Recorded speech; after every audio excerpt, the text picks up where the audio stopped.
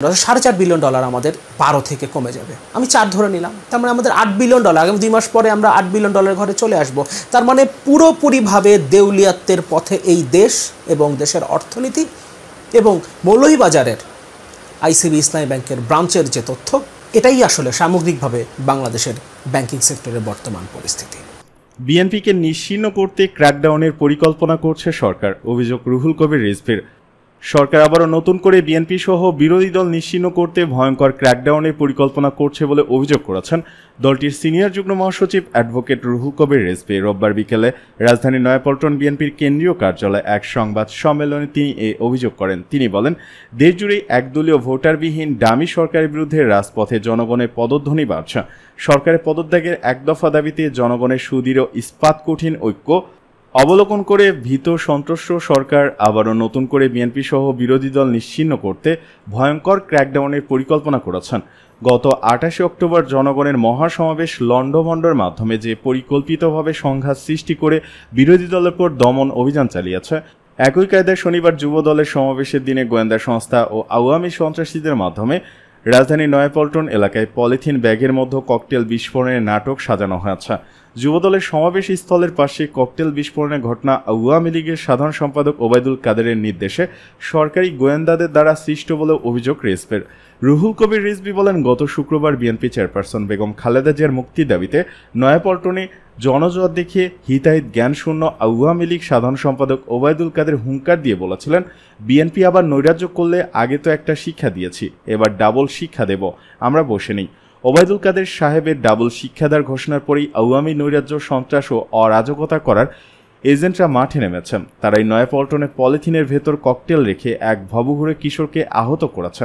তাকে চিকিৎসার জন্য নিয়ে যায় পুলিশ। তারা পরিকল্পিতভাবে আরও নৈরাজ্য সহিংসতা করতে পারে বলে জনগণ সন্দেহ করছে। রাতে সংঘর্ষের পর সকালে হলের প্রহরীকে পেটালো ছাত্রলীগ। রাজশাহী বিশ্ববিদ্যালয়ের আবির হোসেন শহীদ সোহরাওয়ার্দী হলের এক কর্মচারীকে মারধর করার অভিযোগ উঠেছে হল শাখা ছাত্রলীগের কয়েকজন নেতাকর্মীদের বিরুদ্ধে। রবিবার সকাল 6:30টার দিকে সোহরাওয়ার্দী হলের গেটে এ ঘটনা ঘটে। মারধরের শিকার কর্মচারীর নাম মনিরুল ইসলাম, তিনি হলের প্রহরীর দায়িত্বে আছেন। অভিযুক্তরা হলেন একই হল শাখার ছাত্রলীগের সহসভাপতি ও ইনস্টিটিউট অব এডুকেশন অ্যান্ড রিসার্চের ছাত্র আতিকুর রহমান, মাদারবক্স হল শাখা ছাত্রলীগের কর্মী এবং গণসংযোগ ও সাংবাদিকতা বিভাগের ছাত্র শামসুল আরেফিন খান সানি এবং একই বিভাগের আরেক ছাত্র ও মতিয়ার হল শাখা ছাত্রলীগ কর্মী আজিজুল হক আকাশসহ আরও বেশ কয়েকজন।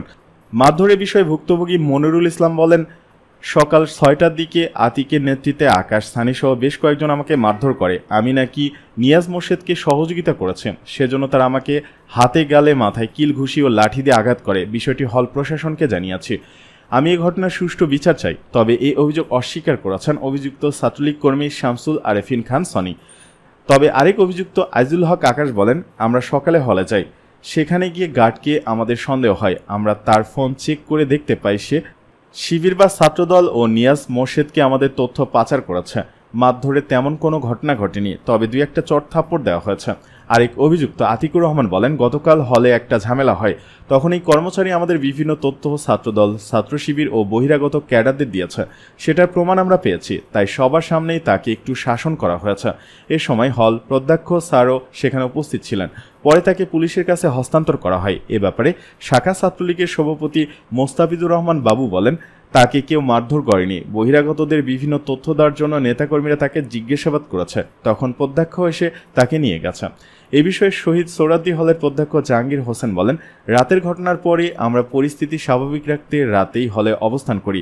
সকালে আতিকের নেতৃত্বে সানি, আকাশ সহ বেশ কয়েকজন হলের গার্ড মনিরুল ইসলামকে প্রচণ্ড মারধর করে। হলে যা শুরু হয়েছে, কয়েকদিন পর হয়তো আমাদেরও মার খেতে হবে। এই ঘটনায় ওই কর্মচারীকে অভিযোগ দিতে বলেছে। এর আগে গতকাল শনিবার রাতে রাবি শাখা ছাত্রলীগের সভাপতি মোস্তাফিজুর রহমান বাবু ও সাধারণ সম্পাদক আসাদুল্লাহ হিল গালিব গ্রুপ এবং সোহরাওয়ার্দী হল শাখা ছাত্রলীগ সভাপতি নিয়াজ মোর্শেদের গ্রুপের মধ্যে সংঘর্ষ হয়। সেখানে দেশীয় অস্ত্রের মহড়া, ইটপাটকেল নিক্ষেপ ও কয়েকটি ককটেল বিস্ফোরণের ঘটনা ঘটে।